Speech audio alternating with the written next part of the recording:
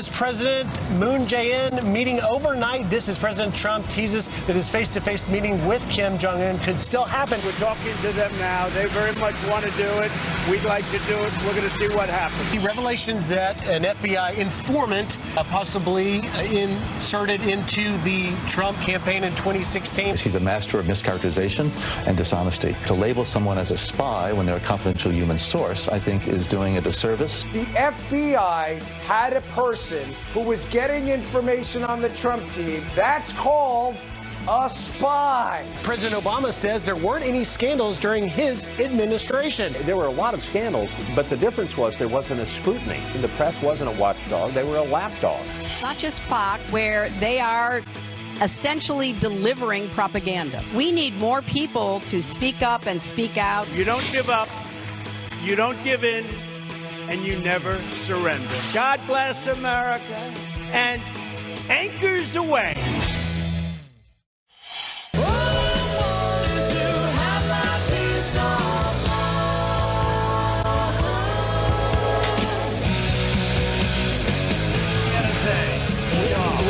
Barbecue all morning. We still have a couple segments left. Butcher Bar, the one you saw right at the gates, we haven't had them yet. They have some burnt ends Butcher that Bar. are unbelievable. That's a great name for a barbecue joint. So we've got barbecue places from all over this country. Those are the Bombshell Singers.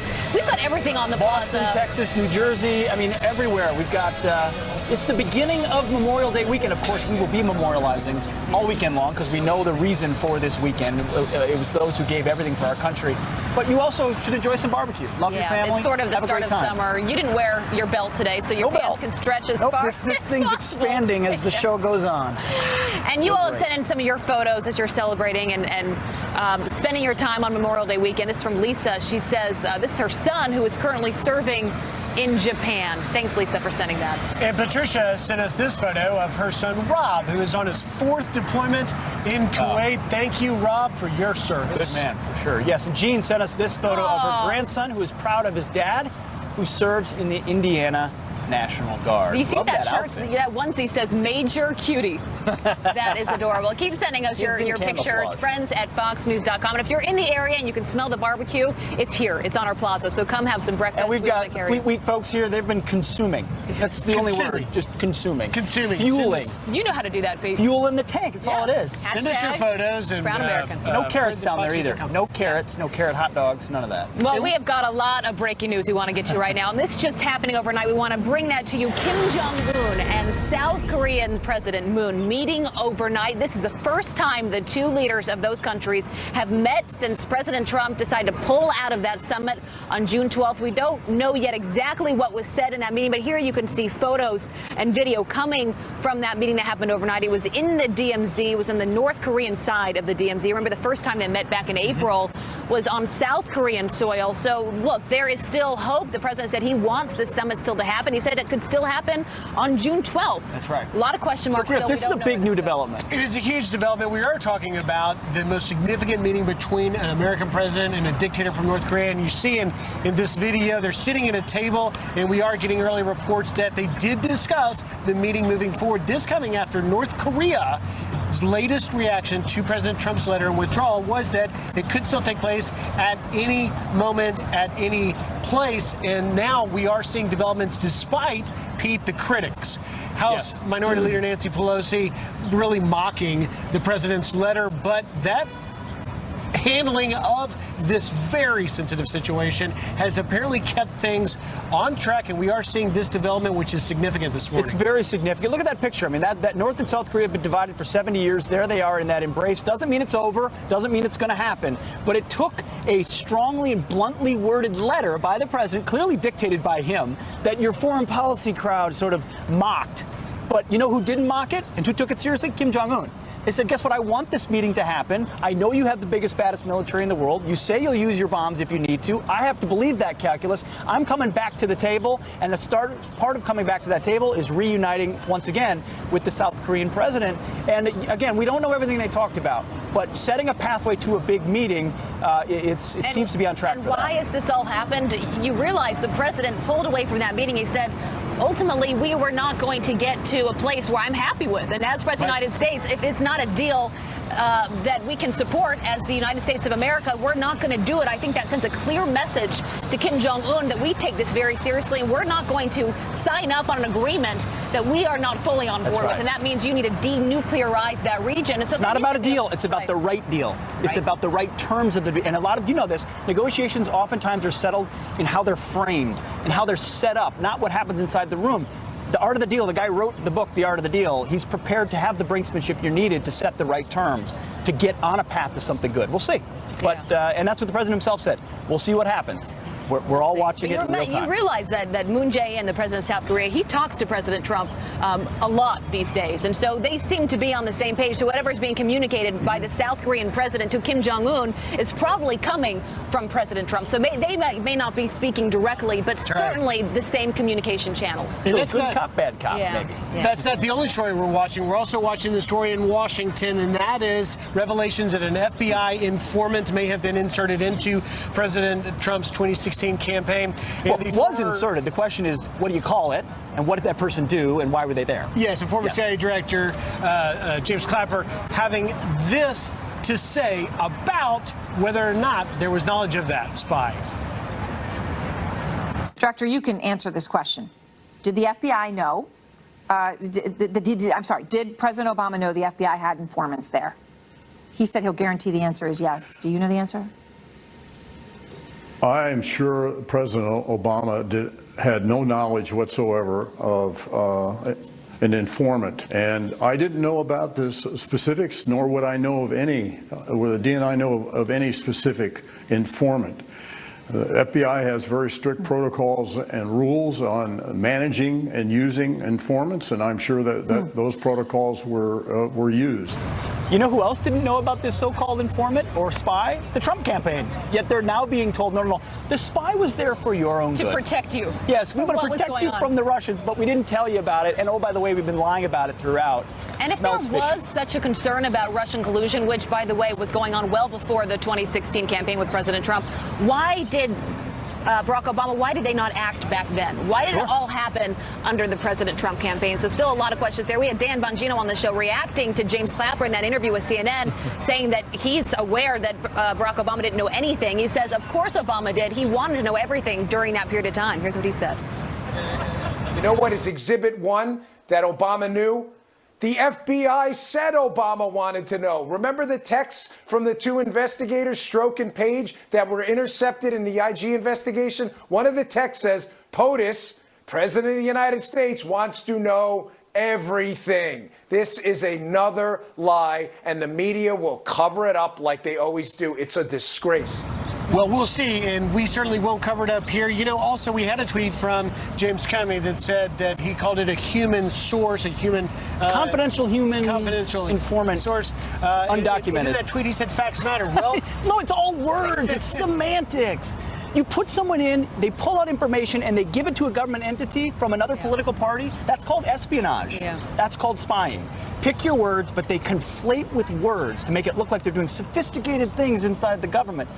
Not you were using our intelligence. And how do we even know about all this, right? This all came from a New York Times article a couple weeks ago that was leaked from who knows? Still a lot of question marks about how that came to be and where we are right now. We don't have all the answers, but I think it's right for people to be asking these questions. And we may learn more from the House Judiciary and Oversight Committee, Congressman Gowdy and Goodlatte, trying to interview Bill Priestap, a name you're going to hear more about. He was the head of the counterintelligence division at the FBI. He is going to be interviewed by those committees pertaining to Hillary Clinton's email scandal. But as I got a statement yesterday from Ron DeSantis, Congressman Ron DeSantis, who's on both of those committees, he says he's going to ask about this FBI informant. We'll find out. That's going to be very telling. You're right. Go ahead. I was going to say, if they put an informant on the Trump campaign, why not Hillary Clinton's? Well, yeah, after what they did in the foundation. Yeah, well, if their concern was Russian collusion and they said they're there to protect President Trump, but he didn't know about it, why not do the same thing to Hillary Clinton then? Good question. I don't know. We're just going to let that one linger for you, America. All right. Isn't it a beautiful day here, though? Yes. And beautiful Good folks. morning, Thanks for being here. Good morning. Yeah. We love it. Got We're a having great fun this crowd on the morning. plaza this morning and barbecues, we said, but we've got a lot going on and some other headlines I want to bring you right now. A teacher is being hailed a hero for tackling a school shooter inside of his Indiana classroom, saving countless lives. This is Jason Seaman, reportedly shot 3 times as he swatted the firearm out of the gunman's hand at Noblesville West Middle School. Watch this. I'm really grateful for him to be there because without him, I'm not sure if all of us would have made it. A bullet striking 13-year-old Ella Whistler just moments before Seaman's fearless takedown in his 7th grade science room. The teen is in stable condition. The 29-year-old teacher is recovering and is said to be in good condition. Seaman is a husband, a father of 2, and also a coach, a football coach at that school. The unidentified gunman now in custody. His motive still remains unclear. Also this morning, disgraced Hollywood producer Harvey Weinstein out on bail. Weinstein posting $1 million after turning himself into the police. He is being charged with rape and sexual abuse. He now must wear a GPS device wherever he goes. Dozens of women have accused him of sexual crimes. Weinstein denies those accusations, but now faces more than 37 years in prison. He must decide by Wednesday whether or not he will testify. Entering now to some extreme weather, evacuations are underway at a subtropical storm. Alberto takes aim at the Gulf Coast. Shell shutting down production, getting some oil platform workers out as a precautionary measure. Florida preparing for the very worst. Governor Rick Scott stressing this as a warning. We've got to, be safe, take your time, think about what you're doing. I know we all want to enjoy Memorial Day weekend with our families, but everybody needs to be safe.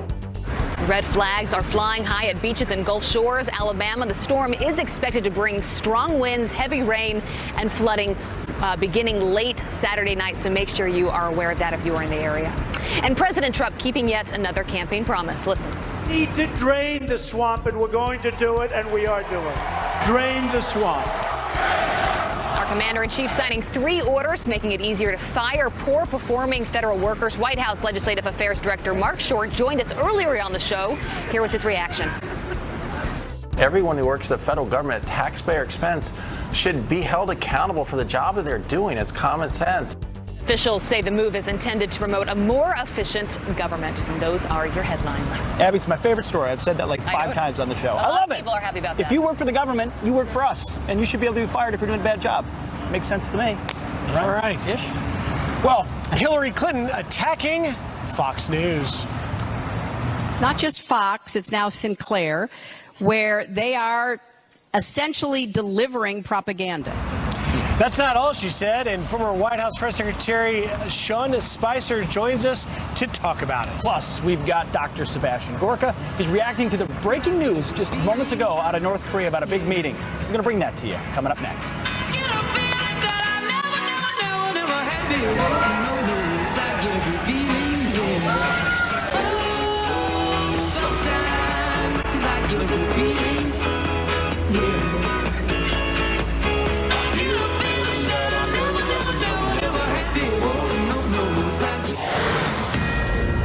A Fox News alert, North Korea's leader Kim Jong-un and South Korean President Moon Jae-in meeting at the DMZ overnight to discuss peace in the potential meeting with President Trump.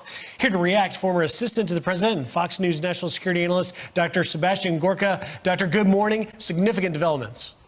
Very significant developments. I think little Kim probably watched the president's speech at Annapolis yesterday, and I think he's blinked. This is within hours of the president canceling the summit, but leaving a window open in the second half of that very gracious letter. And I think Kim has realized that he has everything to lose. And in that full frontal photograph with President Moon, I think he looks a little worried, and he should be. Well, Doctor, you call it a gracious letter. Critics of the president have said, oh, it was, over the top and typical Trump, yet it seems to have worked. What is it about that he understands in his rhetoric that others don't about him? I think it's very clear. Look, he wrote the book. He wrote The Art of the Deal. And in it, chapter 2, allegedly Dennis Rodman gave Kim a copy. I don't know if he's read it. Because in chapter 2, the president writes, never, ever be so vested in a deal that you're not prepared to walk away from it at any point. And that's what the president has done. I think what's worked is really the tweets, Peter. When you're dealing with a dictator, you talk to them as if they're a dictator. This isn't negotiating with Belgium. This isn't negotiating with a normal nation. This is a Stalinist dictatorship. You make fun of them, you ridicule them, and you make them quake in their boots. And when you've got people like Secretary Mattis, four-star retired Marine Corps legend, backing up the president and saying, if you threaten us, we will destroy your regime. That kind of language, that gets through eventually. So, Sebastian, what do you say to House Minority Leader Nancy Pelosi and others who have said that actually this has been nothing but a win for Kim Jong-un because it has given him the international stature that he wanted, among other things? Yeah, I love this narrative. They so live in an alternate universe, whether it's MS-13 having a spark of dignity in them, or whether it's the president getting played. If anybody got played in the last few weeks, it's Kim. Remember what the president achieved. He got them to commit to a summit for the first time in 65 years. But most important of all, he got our hostages back without one pallet of cash being delivered to Pyongyang. Compare that to Obama and the disastrous JCPOA Iran deal. You know, Doctor, what's going to be the trickiest part about this, getting this across the finish line? You know, is it actually making the meeting happen? Will it be verifying it? I mean, what are you most concerned about? I think this man is now desperate. I think the fact that he's having this meeting within hours of the cancellation means we have a better than 50% chance of having the meeting in Singapore. The tricky thing is making sure that whatever is signed at that summit, if it happens, actually happens on the ground. We need to have U.S. inspectors, unfettered access to all sites, military and civilian, and also we need to have snap inspections where we can just get there within 24 hours and check out one of those nuclear sites. That's going to be the real, devil of the detail there. Boy, that's right. Snap inspections, U.S. inspectors. It's a great line for it. Dr. Gorka, thank you very much. It sounds like this is going to move forward. We shall watch and seek more guidance from you later. What do you got? Save me some of that barbecue. You want some? Done. All right, just come on up in the Amtrak. We got some See you for guys. All right, take care. All right, well, coming up, Vladimir Putin may have more time for horseback riding, karate, and fishing very soon. What he revealed about his political future coming up.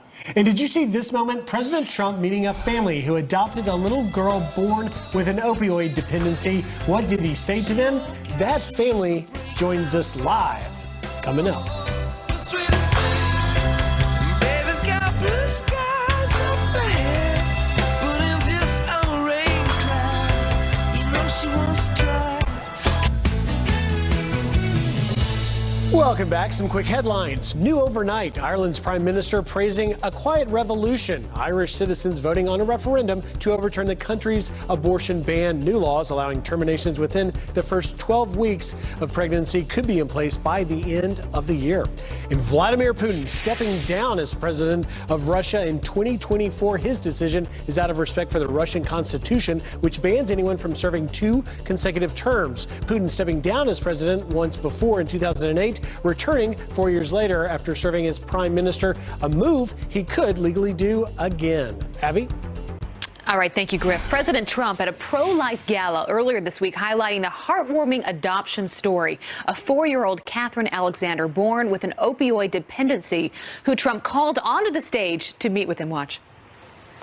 Catherine's 4 years old, and she is full of incredible energy, spirit, and talent. When she grows up, she wants to be a famous police officer, and then when she gets tired of that, she wants to become president. That's okay with her. What a sweet moment that was. So what exactly did Trump say in that touching moment? Lisa and Bruce Alexander, along with their now famous 4-year-old daughter, Catherine, join us this morning. Great to have you all on, and what a sweet moment that was. I want to start, Lisa, with you on the story of Catherine, because you all thought that your parenting years were over. How did Kat get into your life? Oh, well, that was in 2012. We went to the March for Life, the Mass at St. Matthew's, and there was a guest speaker that their family had adopted 6 of their children, all 6 of them, and the mother looked to be my age, and so I later got in touch with her, and she in fact was close to my age, which was 48 at the time, and then that started the whole process. We just felt called by the Holy Spirit to follow that path, and that's where we have Catherine. Bruce, the minute you looked into Kat's eyes, what went through your mind? This is my daughter. And I know that sounds strange or almost, counterintuitive, but clearly, as Lisa said, we felt called to this moment, and we felt called to Kat, and Kat specifically, and so it was an incredible moment. Same as if meeting any one of our, the birth of any of our other 4 children. Yeah, no, I have 2 adopted sisters. It is something that it is an incredible, incredible experience for anyone who's been through that. Lisa, just to remind our audience, though, it was Catherine's mom who gave birth and found out that Kat had an opioid dependency. She decided to give her up for adoption. How is she doing now? She's 4 years old. Oh, you would never. She's just a typical 4-year-old. Even from the time we got her, she was weaned in the hospital, and so medically, I think all the medical problems, as far as the doctors told us, were fine. And you would, from the day we got her, there was nothing different. She is such a beautiful girl. Bruce, walk us through that moment. You took her up on stage with President Trump earlier this week. He has now made Catherine famous. We all know who she is. Walk us through that moment. What was going on in your mind, and what do you think Catherine was thinking in that moment? The first thing was we were certainly not expecting to go up there. We were aware that as part of the larger gala that there would be some recognition of the adoption option. So we were just focused on that. And then, of course, the president said, "Come on up, Catherine." And at that point in time, it was almost surreal. From that point, forward, and we made our way to the stage. Catherine and I, and then one of our other daughters, Taylor. We also made it up there. I'm not sure what was going on in Catherine's mind at that time, but I will tell you she's aware of who the president is. So at least from that aspect, I think she thought it was at least going to be interesting, probably entertaining, she was thinking. Bruce, what was he saying to you in that moment? I have to, sort of caveat it or frame it by saying the president was incredibly gracious. As we got up to the stage, he thanked Catherine for coming up, asked her how she was doing. He mentioned that he was happy that she was there. Him and I, we had a brief exchange as well. He, thanked me for also coming up, but also acknowledged, our efforts in this particular story. Yeah. And I will also say that most of his attention, and I certainly can recognize that as a 5-time father, was quite frankly genuinely given towards Catherine. Yeah, well, what a beautiful young woman you guys are raising. Thank you for being with us and for telling the special story so many people can relate to it. Lisa, Bruce, and Kat, please tell her, because she can't hear us, just how beautiful she is and how much we love having her on this morning. Thank you all. All right, thank you. Good luck. All right, coming up on the show, Facebook under fire for censoring conservatives. But Mark Zuckerberg, he has got a solution. He wants to create his own Supreme Court. Will that actually work? Plus, Hillary Clinton attacking Fox News again. It's not just Fox, it's now Sinclair, where they are essentially delivering propaganda. Sean Spicer used to deal with a lot of attacks from the media as White House press secretary. He is here to react to everything going on today, including those comments from Hillary Clinton. He is up next.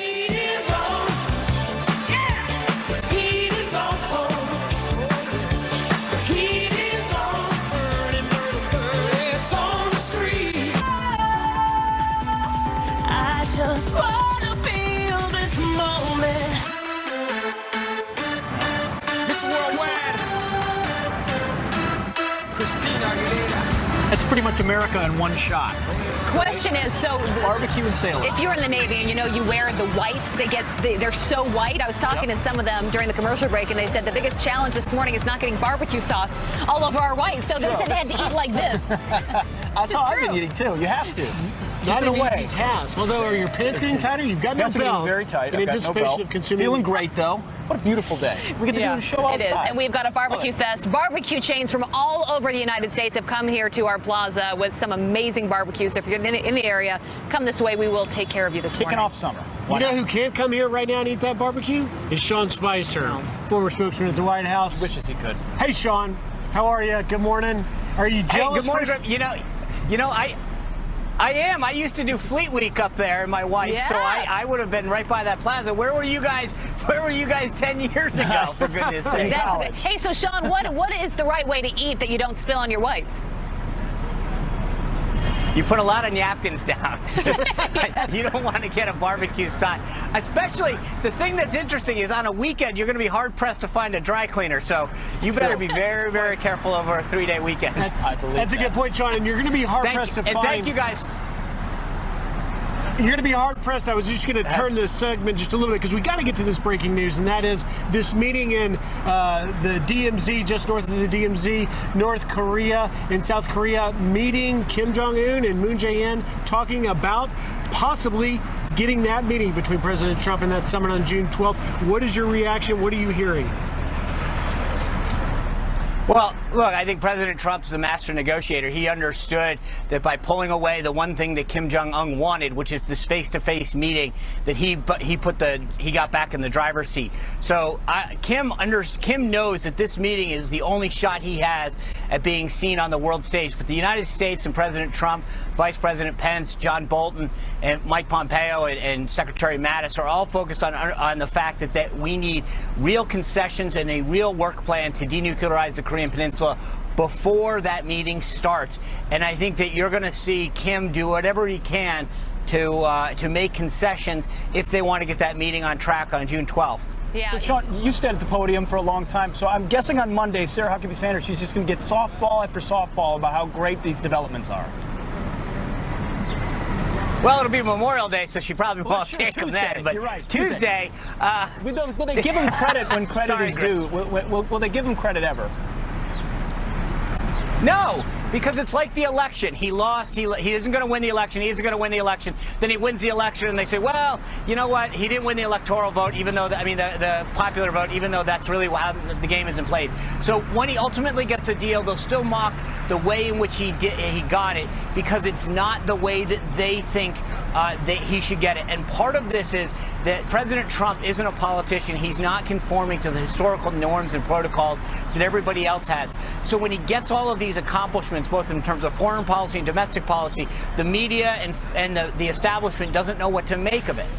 Yeah, and sometimes that unpredictability can work to your advantage when it comes to diplomacy. Want to get your thoughts. Speaking of the election, Hillary Clinton is still talking about what happened in 2016. She was at Harvard yesterday talking on a panel, and she used that moment to attack Fox News. She says our democracy is in crisis. Take a listen to this. People who have a very particular point of view, an ideology, or a commercial perspective to try to sell, have really dominated the TV market. It's not just Fox, it's now Sinclair, where they are essentially delivering propaganda. So we need more people to speak up and speak out, and we need more outlets. We need more sources of reliable information. Right now, we are living through a crisis in our democracy. There certainly are not tanks in the street, but what's happening today goes to the heart of who we are as a nation. And I say this not as a Democrat who lost an election, but as an American afraid of losing a country. I actually do agree with her, Sean, on the point where she says we do need more sources. We need some more accountability when we are reporting facts and stories and names behind those sources. But she says we need more outlets to be delivering news, so we're not getting enough of those. Well, look, Abby, the left has dominated the media landscape for decades, and I think they've finally started to fear other outlets like Fox, Sinclair, and others that are telling the truth. Here's the thing that I find fascinating. When President Trump and conservatives criticize reporters or outlets, the media and the left call it an attack on the First Amendment. When Hillary Clinton attacks Sinclair and Fox, it's an applause line. It seems as though the media only cares about certain outlets being criticized and complained about, but when other outlets are complained about, when Fox News was left out consistently during the Obama administration, there was no concern about attacks on the First Amendment from the mainstream media. They sat on their hands. Unless they're under attack, they don't care about the First Amendment. Sean, can you tell me whether or not the temperature is a bit colder at Harvard than other places in the United States? Because a lot of people out there online pointing out that the former Secretary of State may have overdressed for that event. I'm really not. I was not concerned. I focus on whether or not the Red Sox are winning, not what the temperature is. Sean's not a weather guy.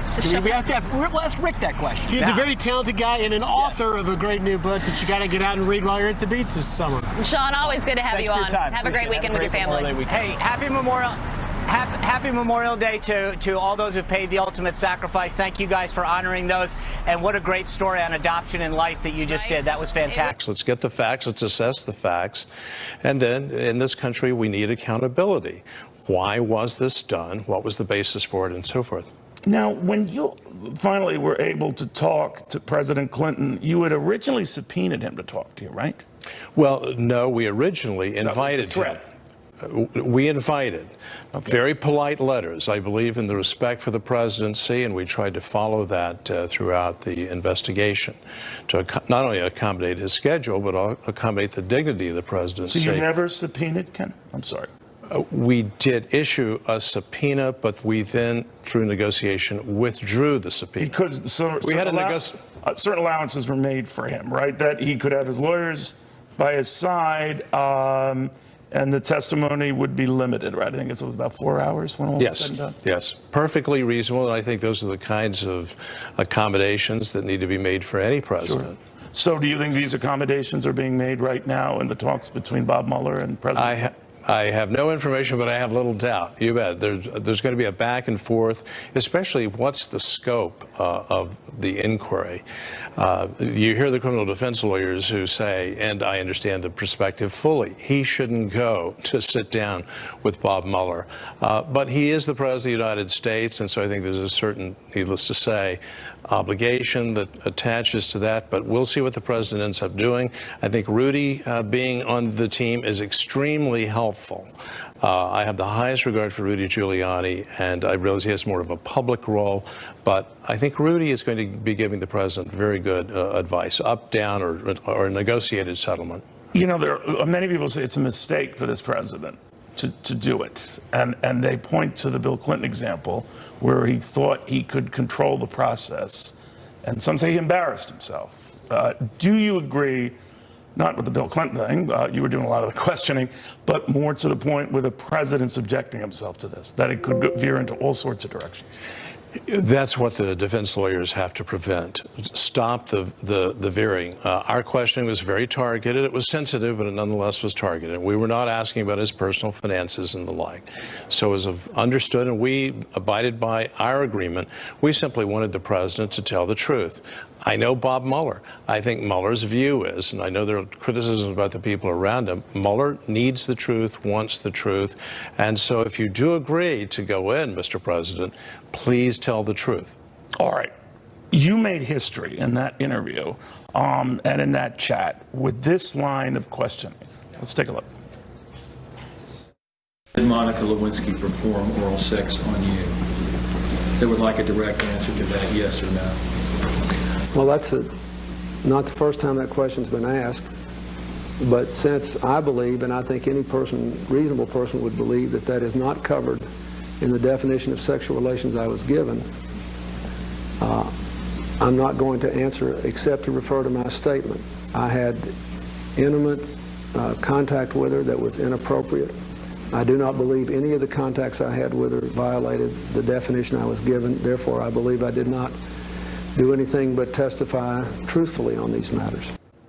Now that got out within minutes of that tape being finished, and it was proven that he had a very different definition of sexual relations than most would have. But be that as it may, did you know at that point, all right, this has made my case that he lied, or your critics said, did you pounce on something that was so lurid and unnecessary that it didn't make your case? It was a married guy covering up for an affair.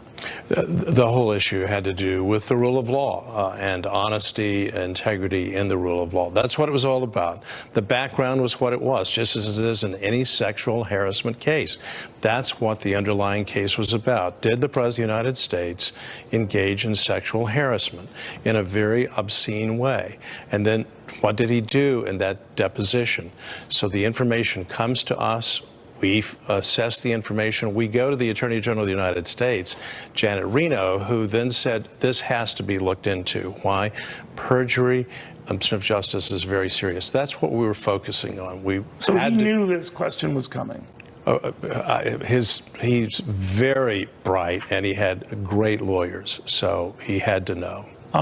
You were on a remote location. He was in the Roosevelt room for this interview, right? No, we were actually in the map room. Okay. And I was there. Okay, I misunderstood. So when you went through the line of questioning and were done, what did you conclude at that point? I mean, if you think about it, the investigation started out looking at real estate transactions and all the rest, and it had veered into a relationship with an intern.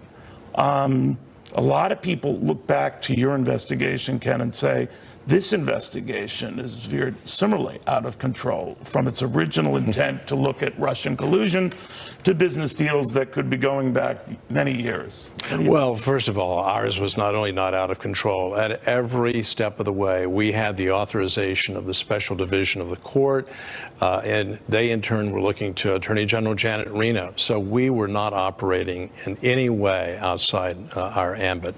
I realize there are questions now in terms of the Bob Mueller investigation, but ours just took a logical and somewhat orderly progression from the 14 criminal convictions, including a jury trial in Arkansas.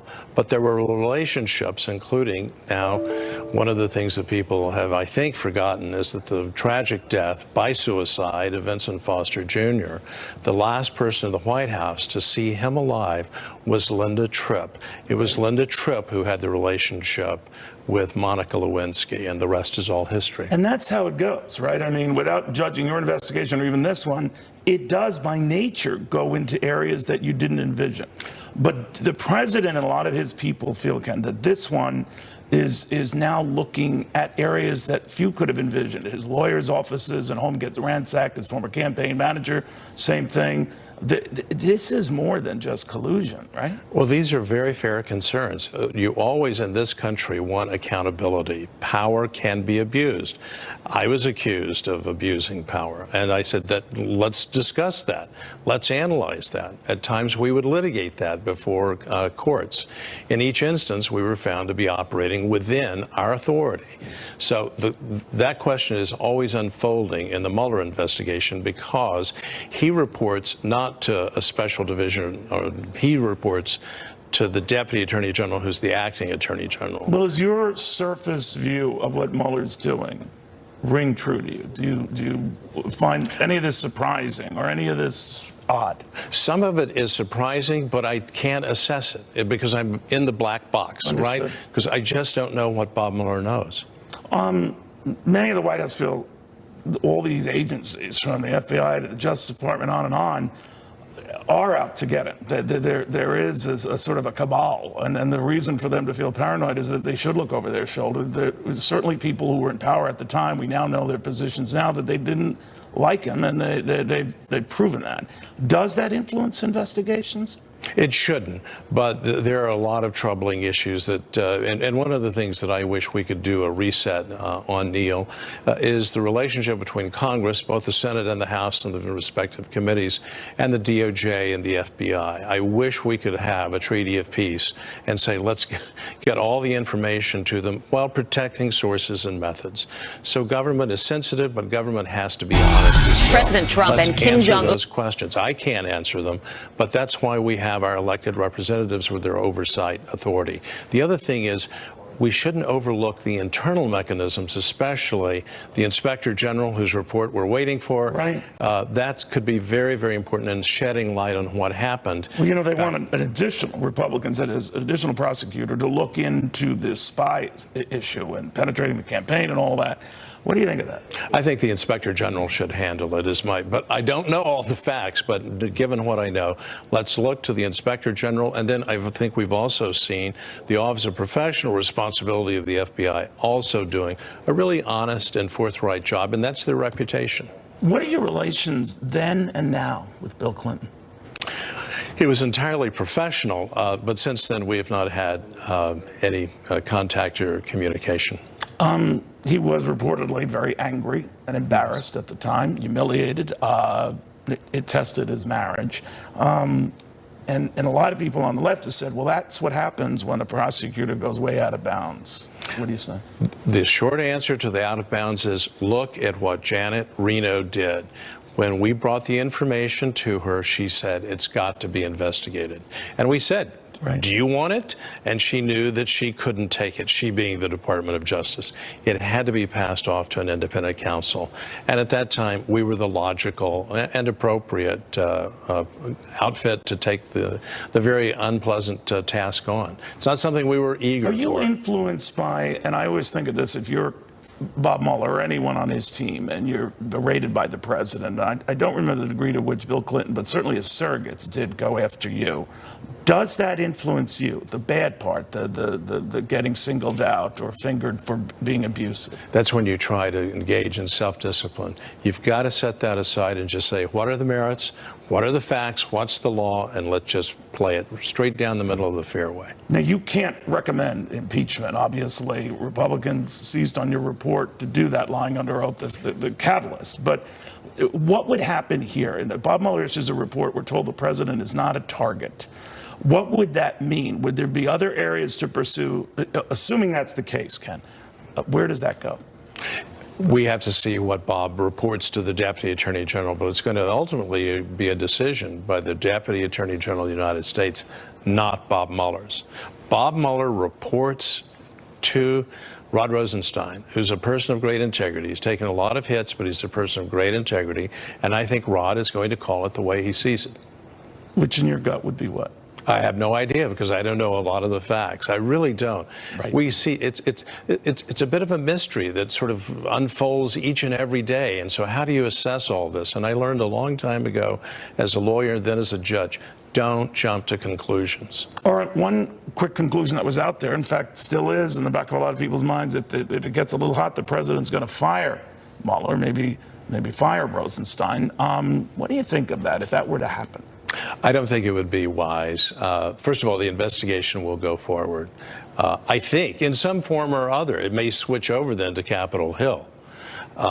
Because we have had a committee chairman of the president's party saying we want this to go forward. We had the Senate Majority Leader saying very recently that based on the briefing, he thinks that these investigations should go forward. And so they will in some form or other.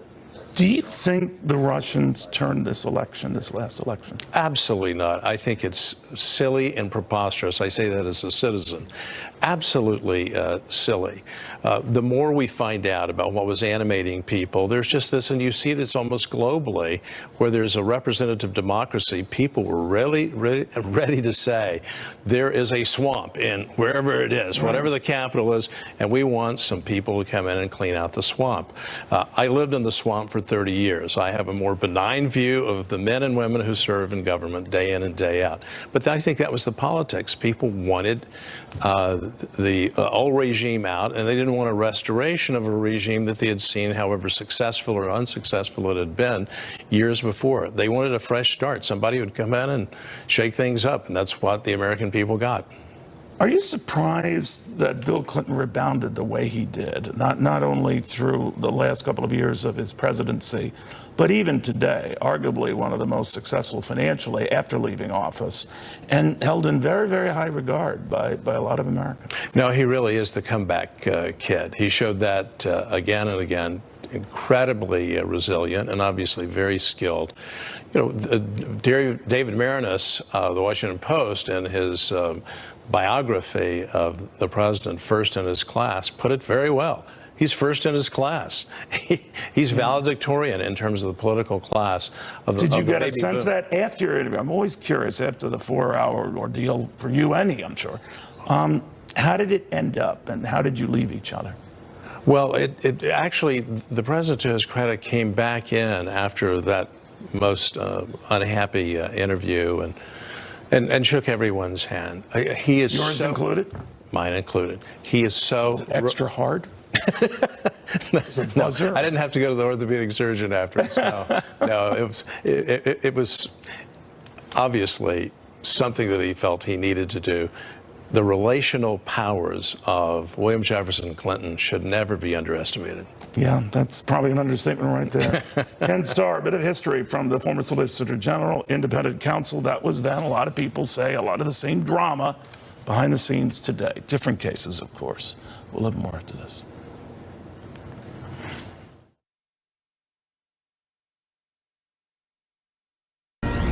My daughter Kayla was a beautiful girl.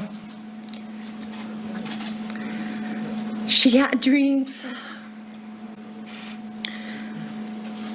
and they took that away from her.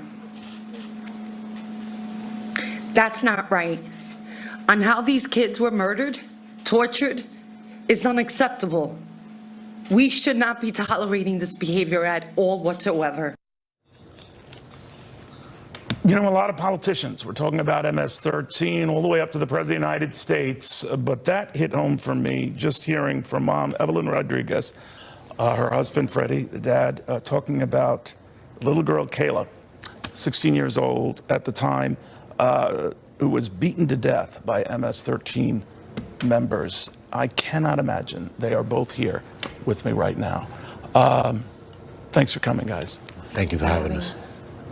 There was a back and forth on this about whether they're animals or not. Forget about those who extended this characterization the president made to all illegals, which he did, and he was talking about MS-13. But do you characterize the people who did this to your daughter as animals? Yes. No human, I mean, the way my daughter was murdered was undescribable. I mean, just to imagine of what they did to her and Anissa, it's just, you know, there's no words that can even put it. And I think using the word animals was being kind. Can you tell me, I don't want to go back in a difficult time for you. Sure. What happened? How did this all happen? Predominantly, it started in the school.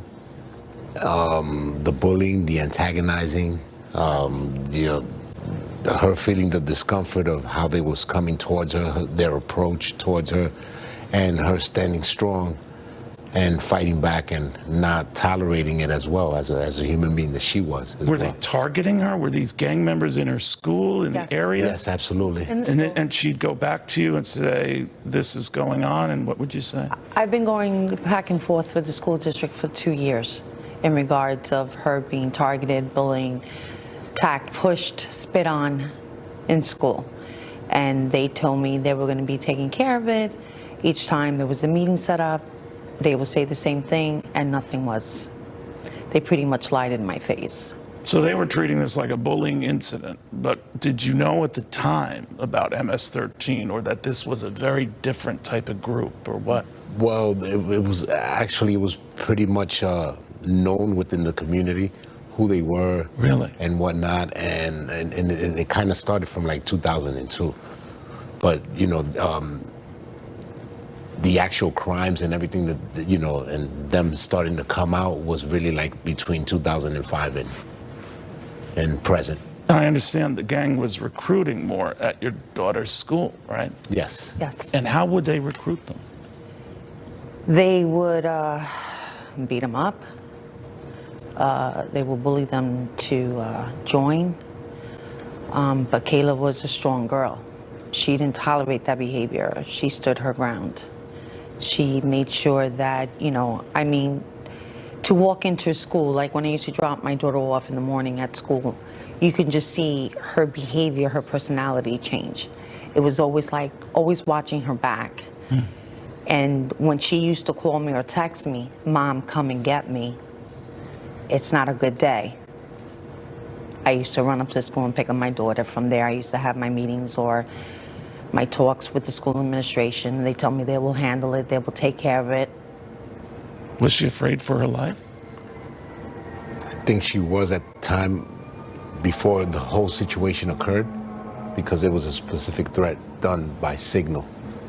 As far as now, we've since learned, as you both know far better than I, sadly, that there's a ritual to how these type of gangs, MS-13 more to the point, work. That their members, they do this as a rite of passage, and if you don't do it, they'll hurt you. What did you learn about how this went down? On how my daughter was. Yeah. There's still some answers that has not been, I should say some questions that haven't been answered. It's just crazy how the situation happened. I left my daughter, I went to work, I kissed her on her forehead, I gave her a hug. I come home from work and my daughter's missing. So just even not knowing where your daughter is and your daughter's not picking up the phone, you get these crazy thoughts in your head. You know, what you see on TV, and you're just like, nope, my daughter doesn't miss curfew. Nope, if my daughter is even 2 minutes away, she's on the phone. Mom, I'm 2 minutes away. And we're calling and calling and calling. No pickup, it goes into voicemail. And first we thought that she lost track of time. You know, the kids playing the Xbox, PlayStation. But for her to even be 15, 20 minutes late, it's not like her. So we knew something was wrong right away. It had to be very painful for both of you, as a parent myself, just to go forward and talk about this. And I can't even understand, you know, all that you're going through and how you do this. But you did. And what was the reaction you got from the president and what he wants to do or is committed to do? Well, I appreciate him acknowledging that there is a problem in Long Island with the MS-13.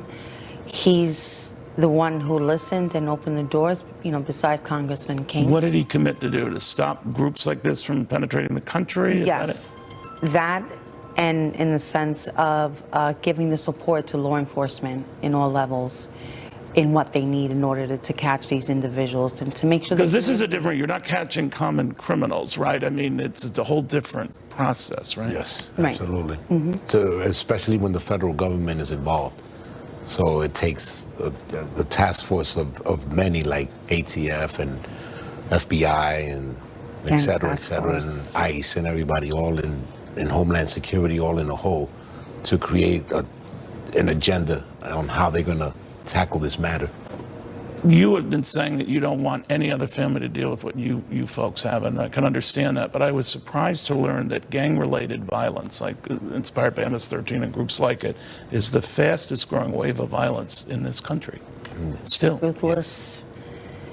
They're the demon itself. When you look at, you know, when you look at these individuals, it's just seeing darkness. There's like nothing there. How are you doing now? You know, we're One day taking at a it time. one day at a time. And it's still hard. Right now, we're supposed to be planning her graduation. Oh my gosh. This year, she was supposed to be Both graduating. of them, in a Anissa couple of and her. weeks. You know, she had a good attribute when it came to basketball. You know, she did very well, especially when we had her one summer, well, 2 summers straight. She was at Danny Green's basketball camp from the Spurs, and she did very well. She took MVP. She was the first female to ever take MVP at that tournament, and she was doing well. And then I was counseled by Danny Green himself to tell me, you know what, you got a star. She's good. So. Amazing. Well, you do her memory proud. I cannot imagine Freddie and Evelyn Rodriguez remembering Kayla and serving her and us. Very proud. More after this.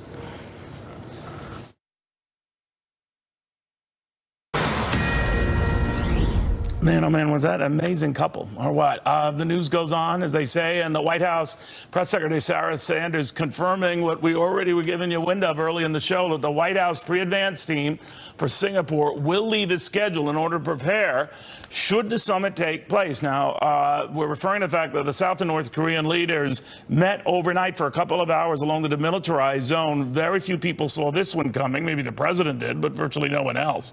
And now it seems with an advance team on the way to Singapore here, they're dotting the I's, maybe crossing the T's for a possible powwow. Now, how would the markets react to that? When it looked like this deal was falling apart and it was put off at a minimum, the markets tanked. When it looked like there was a possibility they could get things done down the road, they stabilized. That's how much on tenterhooks this market is. A lot of it has to do with China as well, the other player here. They might be a bigger player.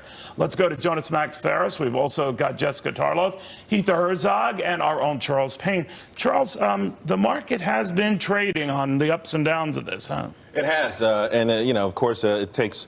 The market is sort of reflecting this sort of anxiety, if you will, because let's face it, the world, the markets, Washington, D.C., learned to live with a nuclear North Korea and a belligerent North Korea for a long period of time. But then we all sort of, most of us, started to buy into the idea or the notion that maybe something was going to happen here. Maybe, you know, against all odds, maybe something really, the olive branches, the overtures, particularly from North Korea, the meetings.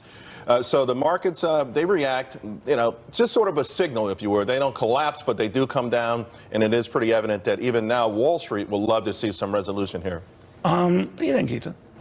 I think that the volatility index, when you look at it, it's been at a 4-month low, and then that is the indication of where we're going with this market. And to Charles' point, I mean, we've seen this before. I mean, we are living in a time where negotiations fail, they come back again. I mean, this is the MO of our president. So when markets react so quickly, we just know around the corner there's probably going to be something that's going to bring us back up again. You know, I think markets are no different than just people. They're dominated by people. I mean, Charles is a person and he trades, and so I go by that. Right. And you know, you think about it, they like certain assurances that, you know, people won't blow each other up. So it makes sense that they would rally on the prospect, Jessica, for peace, right?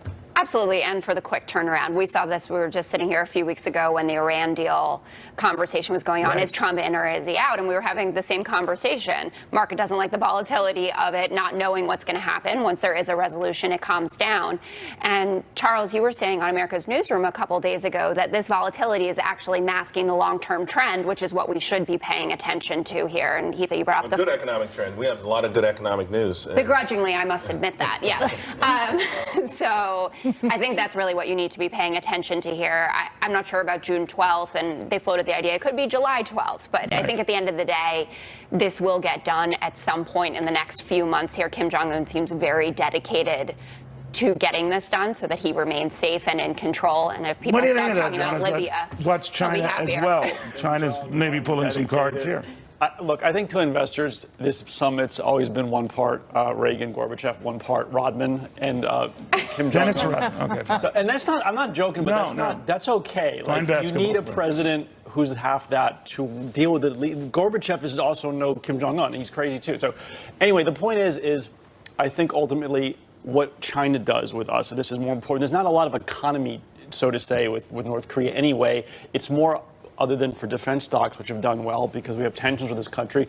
I think is this going to be the tipping thing? They'll keep China not getting along with us with tariffs and that war. That is very relevant to the market, and that's where I think you're seeing that. I think China dialed this back real quick, didn't it? Oh, absolutely. But ultimately, let's face it, without peace, there's no prosperity. And imagine a denuclearized North Korea and all the gains we've had against terrorism, particularly ISIS. That's an amazing economic backdrop for the entire world.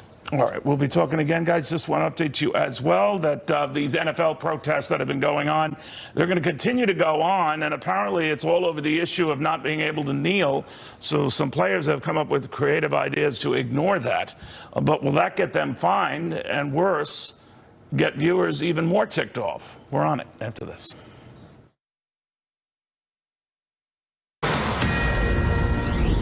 Man, oh man, was that an amazing couple, or what? The news goes on, as they say, and the White House Press Secretary Sarah Sanders confirming what we already were giving you a wind of early in the show, that the White House pre-advance team for Singapore will leave his schedule in order to prepare should the summit take place. Now, we're referring to the fact that the South and North Korean leaders met overnight for a couple of hours along the demilitarized zone. Very few people saw this one coming. Maybe the president did, but virtually no one else.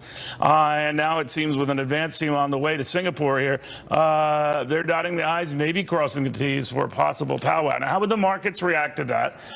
When it looked like this deal was falling apart and it was put off at a minimum, the markets tanked. When it looked like there was a possibility they could get things done down the road, they stabilized. That's how much on tenterhooks this market is. A lot of it has to do with China as well, the other player here. They might be a bigger player. Let's go to Jonas Max Ferris. We've also got Jessica Tarlov, Heather Herzog, and our own Charles Payne. Charles, the market has been trading on the ups and downs of this, huh? It has, of course, it takes. The market is sort of reflecting this sort of anxiety, if you will, because let's face it, the world, the markets, Washington, D.C., learned to live with a nuclear North Korea and a belligerent North Korea for a long period of time. But then we all most of us started to buy into the idea or the notion that maybe something was going to happen here. Maybe, against all odds, maybe something really, the olive branches, the overtures, particularly from North Korea, the meetings.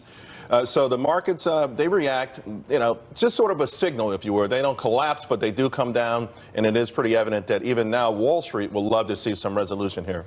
What do you think, Geeta?